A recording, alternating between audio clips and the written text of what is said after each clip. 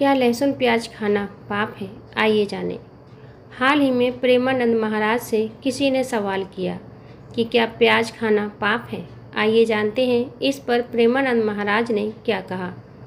वृंदावन के प्रसिद्ध संत प्रेमानंद जी महाराज के प्रवचन और सत्संग से जुड़े वीडियो अक्सर सोशल मीडिया पर वायरल होते रहते हैं। उनकी बातें सरल और साफ भाषा में होती हैं, इसलिए लोग उनके विचारों को बड़े ध्यान से सुनते हैं। हाल ही में प्याज खाने से जुड़ा उनका एक वीडियो खूब वायरल हुआ। इस वीडियो में एक भक्त ने प्रेमानंद महाराज जी से सवाल किया कि क्या प्याज खाना पाप है। इस सवाल के जवाब में महाराज जी ने बेहद सरल बात कही जो हर किसी के लिए जानना जरूरी है। ऐसे में आइए जानते हैं कि प्रेमानंद जी महाराज ने प्याज खाने पर क्या कहा। आइए जानते हैं संतों के लिए है नियम। प्रेमानंद महाराज ने इस सवाल के जवाब में सबसे पहले यह साफ किया कि जो लोग भगवत मार्ग यानी भक्ति के रास्ते पर चल रहे हैं उनके लिए लहसुन और प्याज खाना उचित नहीं है। उन्होंने बताया कि लहसुन और प्याज को तमोगुणी पदार्थ माना जाता है, यानी ये शरीर और मन में आलस, क्रोध और भ्रम जैसी स्थितियां बढ़ाते हैं।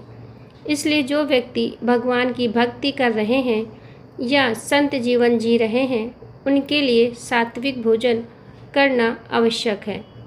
संत परंपरा में यह नियम है कि ऐसे लोग लहसुन प्याज से दूर रहें ताकि मन शांत और सात्विक बना रहे और भक्ति में मन लगे। लेकिन प्रेमानंद महाराज ने यह भी कहा कि यह नियम हर किसी पर लागू नहीं होता है। उन्होंने विशेष रूप से उन लोगों का जिक्र किया जो विद्यार्थी हैं, बड़े व्यापारी हैं, सेना में कार्यरत हैं या अक्सर जो यात्राएं करते रहते हैं और विदेशों में रहते हैं।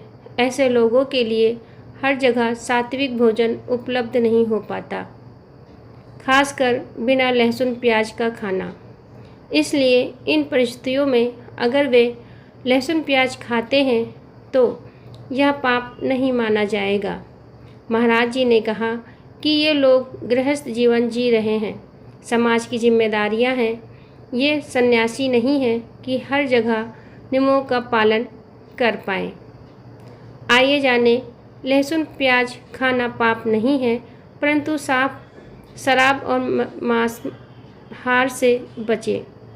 प्रेमानंद महाराज ने स्पष्ट शब्दों में कहा कि लहसुन प्याज खाना पाप नहीं है या वैसे ही एक सब्जी है जैसे आलू।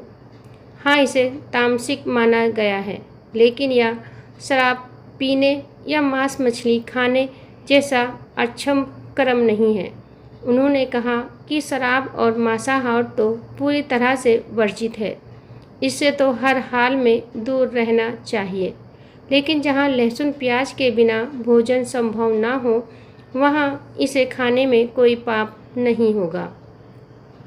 आइए जानें क्यों रखा गया तामसिक की श्रेणी में।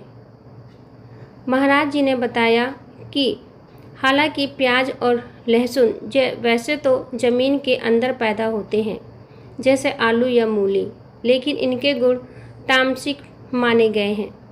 तामसिक भोजन मनुष्य के मन में चंचलता, क्रोध और आलस बढ़ा सकता है। इसलिए भगवत प्राप्ति के मार्ग पर चलने वालों को इससे बचने की सलाह दी जाती है ताकि साधना और भक्ति में मन लगे और जीवन सात्विक बना रहे। आइए जानें शास्त्रों में क्यों वर्जित बताया गया है प्याज, इसके पीछे का रहस्य। शास्त्र विधि और अन्य धर्म कार्यों में भी प्याज और लहसुन के इस्तेमाल की मनाही होती है, जबकि सेहत की दृष्टिकोण से देखें तो इन्हें काफ़ी अच्छा माना जाता है। लेकिन क्या कभी आपने सोचा है कि आखिर शास्त्रों में इसकी मनाही क्यों होती है? इसके पीछे धार्मिक कारण के साथ साथ पौराणिक कथा भी शामिल है। आइए जानें। हिंदू धर्म के मुताबिक भोजन को 3 भागों में बांटा गया है, सात्विक, राजसिक और तामसिक। ऐसे में प्याज की गिनती तामसिक और राजसिक दोनों भोजन में की जाती है। आइए जानें सात्विक भोजन क्या है। सात्विक भोजन की बात करें तो इसमें दूध, घी, आटा, सब्जियां, फल आदि की गिनती की जाती है। कहा जाता है कि इनसे सकारात्मकता, शांति, संयम, पवित्रता, ज्ञान जैसे भाव वाले गुण पैदा होते हैं। इसलिए धार्मिक लोग ऐसे भोजन को ग्रहण करते हैं। आइए जानें राजसिक भोजन क्या है। राजसिक भोजन की बात करें तो इसके अंतर्गत वो भोजन आता है जो उत्तेजना पैदा करने वाला होता है, जैसे कि मिर्च मसाला, चटपटा भोजन आदि। हालांकि ये सेहत के लिए अच्छा नहीं माना जाता है। इसको ग्रहण करने से व्यक्ति के अंदर साहस, शौर्य, उत्साह उत्पन्न करता है। आइए जानें तामसिक भोजन क्या है। तामसिक भोजन की बात करें तो इसमें बादी पैदा करने वाली चीज़ों को गिना जाता है। साथ ही इसमें मांसाहार भोजन जैसी चीज़ें शामिल हैं। ये व्यक्ति के अंदर उत्तेजना, अहंकार, क्रोध, आलस जैसे गुण पैदा करते हैं। आइए जानें कैसे हुई थी प्याज की उत्पत्ति। समुद्र मंथन से हर कोई वाकिफ़ है। इस दौरान भगवान शिव ने हलाहल विष पिया था। समुद्र मंथन के दौरान ही माँ लक्ष्मी निकली थी। इस दौरान जब भगवान विष्णु ने मोहिनी रूप धर देवताओं को अमृत पान कराना शुरू किया तो इस बीच वहाँ एक राक्षस देवता का रूप धारण कर देवताओं की लाइन में खड़ा हो गया। सूर्य और चंद्रदेव को इस बात का आभास हो गया और उन्होंने इस बात को विष्णु जी को बता दिया। विष्णु जी ने क्रोधित होकर उसका सिर चक्र से अलग कर दिया।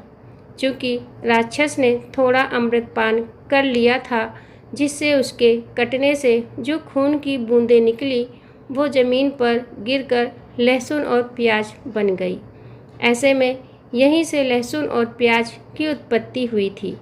माना जाता है कि इसी के चलते प्याज लहसुन को हिंदू धर्म में वर्जित माना जाता है। तो दोस्तों, आज की जानकारी आपको कैसी लगी है कमेंट के माध्यम से ज़रूर बताइएगा।